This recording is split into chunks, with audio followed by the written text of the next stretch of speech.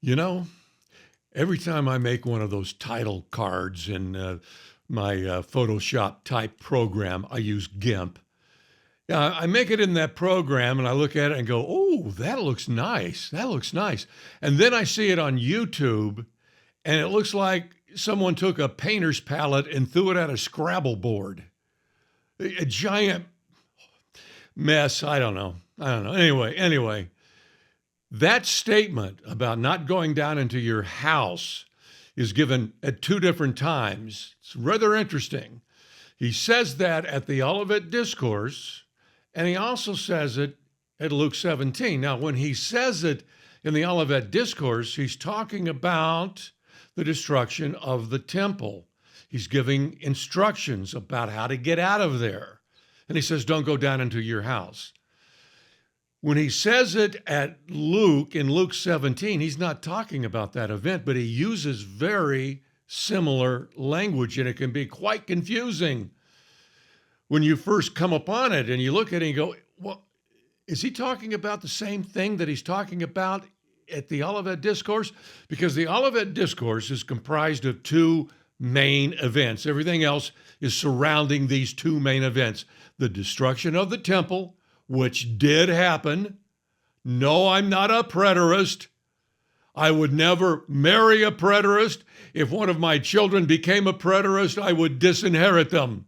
I would never move into a neighborhood knowing there was a preterist living there. But it was a big deal. 70 AD was a big deal. But he also talked about 2,000 years later, his coming.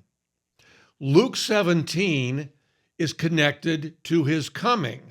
It's about that day, but it uses language that's reflective of this event, even though it's not, even though it has nothing to do with that event.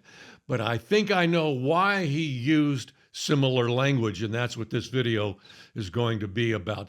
You know, one of the really unfortunate side effects of our church's fanatical decision to protect their fantasy end time prophecy is that they have removed the brilliance of his predictions about 70 AD and how they were fulfilled. It's one of the great proofs of all time of his authenticity as Messiah.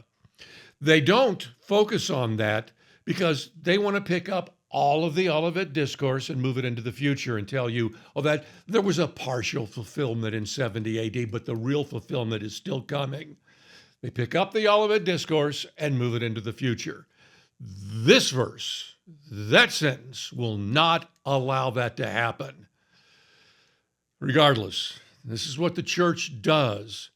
And it's unfortunate for us because they rob us of the really historical inheritance that is ours. It's part of the Christian history, the destruction of the temple in 70 AD and the fulfillment of his prophecies regarding that.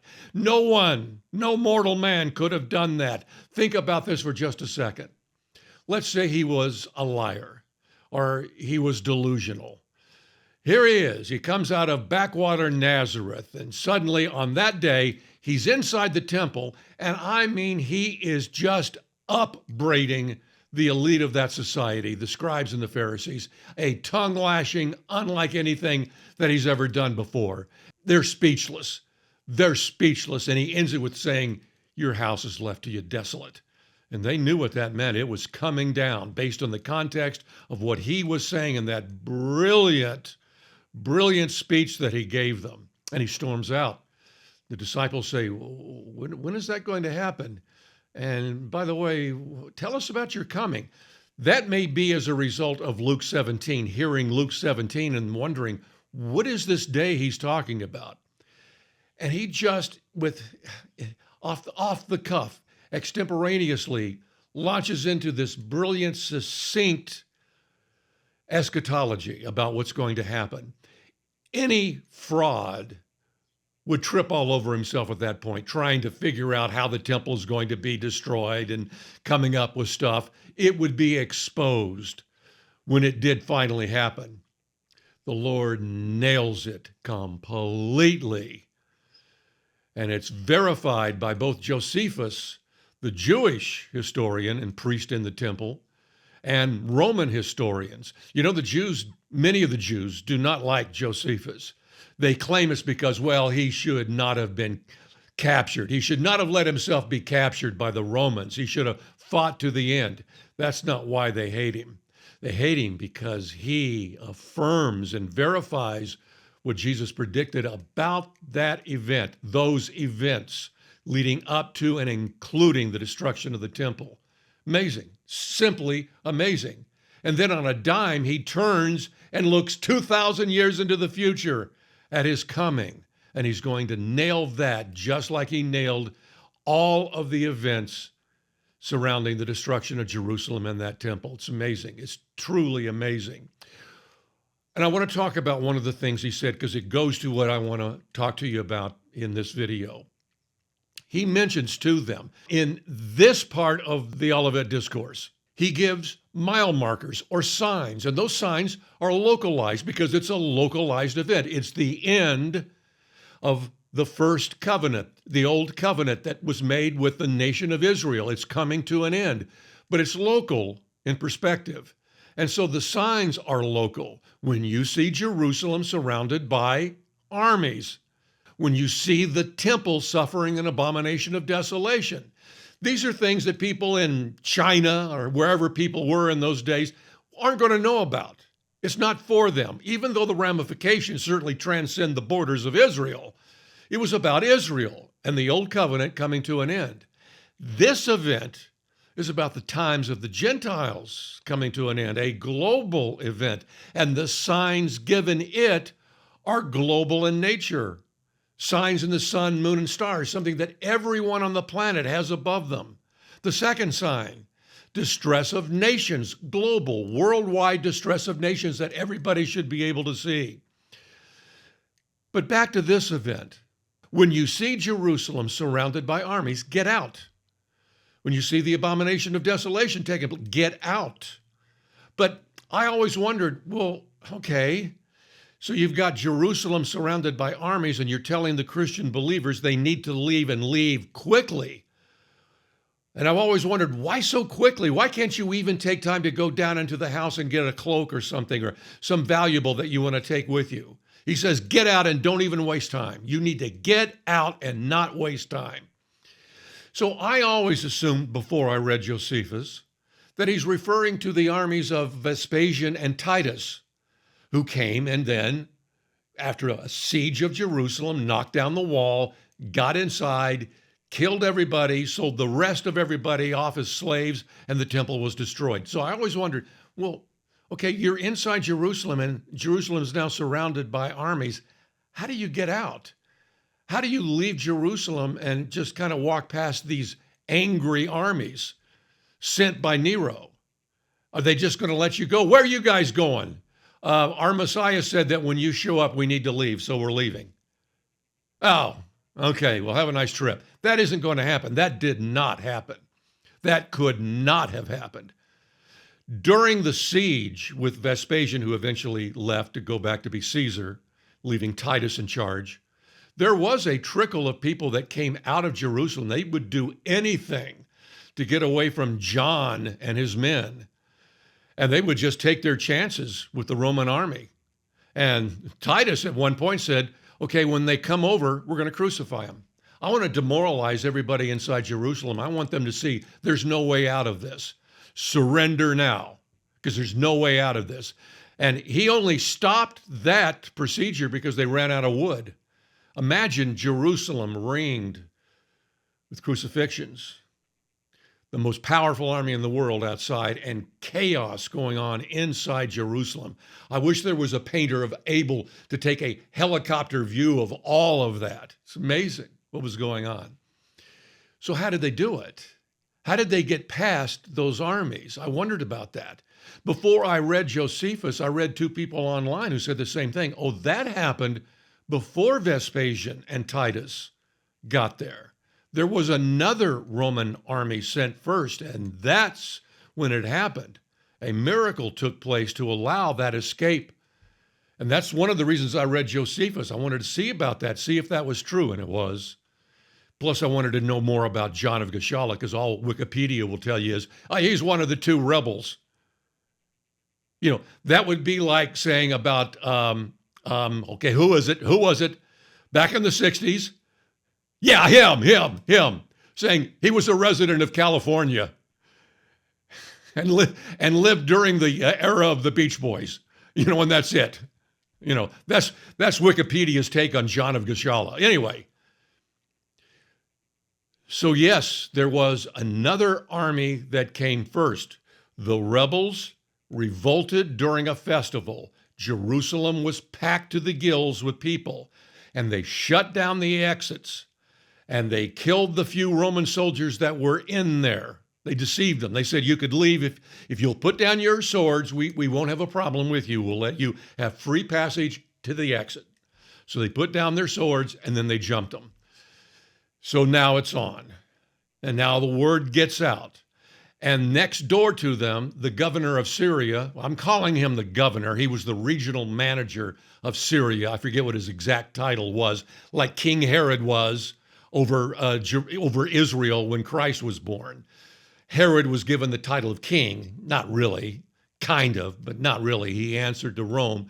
When you were placed as regional manager over one of the nations inside the Roman Empire, you were given a title commensurate with your standing with the Roman government. Anyway, so the Syrian guy was a former general. He heard about the revolt in Jerusalem and said, I'm going to do something about that now. You don't want to wait to send messages to Rome and figure out what they want. And they were expected to act on their own in these matters.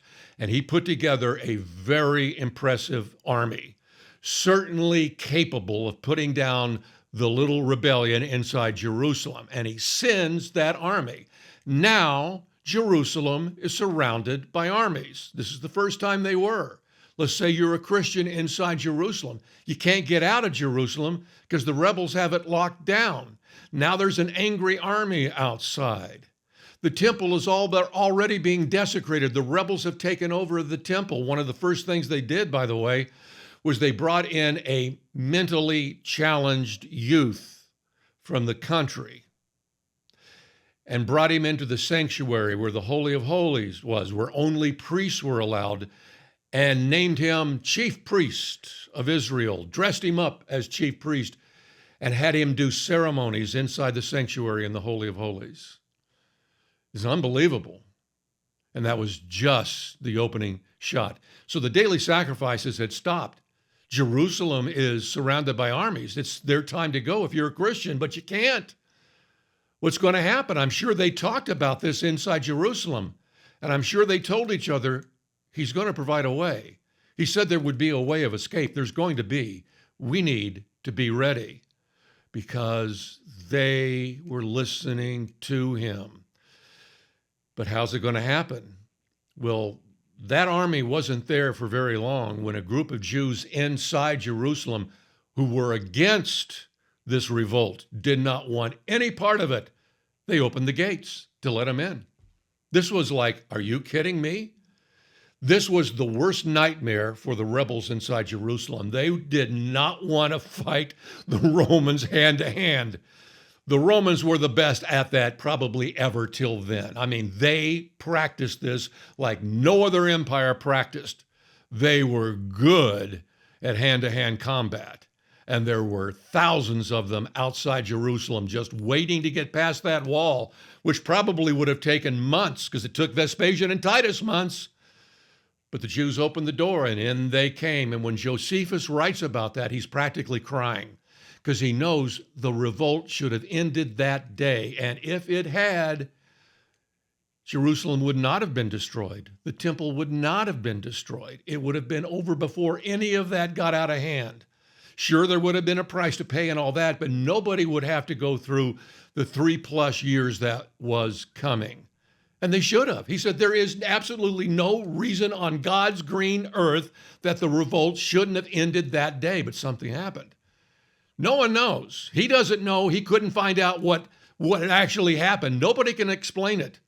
The Romans simply turned and ran, not fall back and regroup. That would be kind of mystifying in and of itself, but they ran This was the most un-Roman thing you could ever do. They ran. The rebels couldn't believe it. And they realized, this is God. God has given us victory. Well, it was God, I'm sure of that. It had nothing to do with the rebels. But the rebels are now emboldened. They think God is giving them the victory. They run after them for miles. And they take down all of the stragglers at the back end of the Roman flank. Then they come back and lock down Jerusalem. But now there's that window of opportunity. The soldiers are gone. The rebels are gone. The gates are open. There it is. Run, because you don't want to be anywhere near Jerusalem when the rebels come back, because if they see a group of people leaving that city, they're going to go get them. That's why the urgency. Christ knew this, standing there on the Mount of Olives, giving this amazing instruction, and those Christians listened to it. Early Christian writer and historian Eusebius says they got out and made their way to Greece, a place called Pella. Now, Josephus doesn't talk about the Christians leaving, but he talks about that amazing moment that happened that allowed this escape possible. Don't go down into the house and grab something. You don't have time. You need to run. And they ran, and they made it out. And now it's our turn. In Luke 17, he says something very similar to us. He says, don't go into your house and get your possessions. Notice he's not talking about running anywhere. He's not talking about your flight. He's not talking about escaping to some other place. He's not talking about Jerusalem or Judea or the temple. He's saying, don't go down into your house, just like he said to the first century Christians. But the situations are entirely different. For the first century group of Christians, they were trying to preserve their life here on earth. He is telling them, the way you preserve your life is when you see the signs I told you about, you need to get out and run. If you're in the area, run. Get away from this, from the soldiers surrounding Jerusalem. Run. But that's not what he's saying when he's telling us right before his coming. He's saying something different. He's saying, be ready to lose your life here on earth. In the first century, he was saying, be ready to preserve your life here on earth. But this is different. He's saying, be ready to give up your life, because he's about to arrive and he's about to send his angels out. And that's why he says in Luke 17, on that day, 2 men will be sleeping, one will be taken, one will be left. A selection process is going on. 2 women working. Well, that's a daytime event at the mill, because it's global. It will be night somewhere and it'll be day somewhere. One will be taken, one will be left. Why he tells us, remember Lot's wife. Should be like, we should have caps and t-shirts made like that and just wear them to church to remind each other, be ready to leave. That's what he wants. If you say on that day, I got too much going on, I've got too much to lose, fine, you will not be going. You're going to be like Lot's wife, and you are going to lose this great opportunity, which is not life here on earth, but being with him. That's what's at stake on that day. That's why he so urgently says it. Notice that he only tells the first century Christians one time, when you see Jerusalem, in the Olivet discourse. It may show up in some of the other versions, but it's only at a one-time thing, only at the Olivet discourse. He doesn't say it over and over. He expects them and us to pick up on his commands. He's just said it one time. If he just said it one time in one place only, we're still to do it. Luke 17 is that one time, one place where he says, be ready to give up your life on that day. Church isn't telling us anything about this, isn't preparing us to do this. This is an important command by the Lord. Isn't it interesting in the 7 letters to the church, when he gets to the worldly church, Laodicea, the rich church, they got all kinds of businesses going on. They're wealthy. The world is good. Their life is good. He's the group that says you have no chance of going. That's essentially what he's telling them. You've got to go through the trial that's coming. You need it. That's how unfortunate it is to be worldly on that day, to be tied to this world. He wants us to be ready to go. Now let's talk about that for just a second as we end this video. Just as in the first century, it was more difficult for certain people to make that flight. Pregnant women, nursing mothers, they had their hands full. It was going to be more of a struggle. They still had to do it. In our time, it's easier for some to say, I'm ready to go, than it is others. Maybe somebody is starting out a new life, just married, starting a family. They want to see that come to fruition. They want to see those children grow up. That's natural. It may be more difficult for them to say, no, I'm ready to go. It may be more difficult for somebody whose business has suddenly turned successful. It may be more difficult for somebody who's just been admitted into a school that's going to teach them something they love doing anyway. But never has the world presented itself as the worst place to be than it is right now. It is easier to leave the world right now than it's ever been in my lifetime. The world used to put on some lipstick and look kind of halfway decent. Now it's just rancid. And so it's easier for some of us. It's more difficult for others, but it's a conversation you need to have with yourself and with your family and your friends and your loved ones and all of that. It's just a serious conversation to establish what you want to do on that day, to go over the seriousness of what we're about to face. It's not burdensome. It's not difficult. It's just a matter of coming to grips with the truth of what he told us to do and then doing it. But for those of us where it's easy, we're older, we're ready to go, the world stinks, we need to make sure that our desire on that day is him and not just because it benefits us to leave and get out of this crazy world. It's completely understandable why any Christian would want to get out of this crazy, immoral world. But we need to make sure that our focus is on being with him. That again calls for some serious contemplation, not burdensome, not horribly onerous. It just is coming to grips with what he said and taking it seriously and settling that matter in your minds and in your heart and in your spirit so that you're ready for that day. Every time I bring this subject up, I get the most ignorant comments, not from stupid people, but because they've never heard this before in their church. And so they're like, what? So if I'm standing in my backyard, I'm not supposed to go into my house when I see these missiles coming at me? Missiles. It's not a war between men. It's a day unlike any day any of us have ever seen. He can only compare that day to the flood and to Sodom and Gomorrah's destruction. It's a day when our reality is going to be shredded. That's why all of the unbelievers are going to be running. Every Christian who was not listening to him probably will be running. He says, I don't want you running. I don't want you thinking about your possessions on that day. I want you to know what's happening. Raise yourself up. Stand up straight. Look up, because your redemption draws near. And the church is not teaching us. So we have to encourage one another and tell them the truth, even if they reject it. The truth is a day unlike any day that we've ever experienced is coming. We need to be ready to do what he asked us to do. Just as in the first century, those Christians heeded his warning and did exactly what he told them to do.